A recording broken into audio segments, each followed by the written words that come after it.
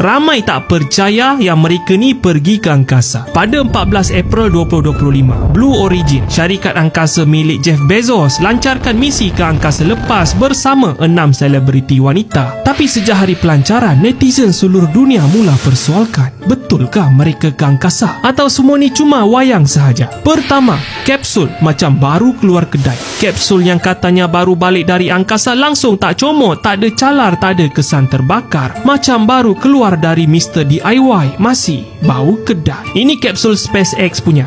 Beza. Kedua, zero safety. Pergi angkasa dibenarkan pakai rantai berselirat macam ini. Anting-anting besar macam ini. Bawa plushie, bawa bunga. Macam mana ni? Ketiga, pintu kapsul siapa buka dulu? Orang nampak pintu kapsul tu dah terbuka dari dalam sebelum Jeff Bezos datang nak buat grand opening. Ramai terus angkat kening. Okey Las, ini logo apa? Kenapa logo ni sesat di sini? Ini bukan logo Blue Origin pun. Entah logo siapa tapi besar gila. Macam satu-satunya benda paling penting dalam misi itu bila diterbalikkan. Nah, setan. So betul ke mereka pergi ke angkasa atau kita semua cuma disuruh percaya? Komen di bawah. Jumpa lagi.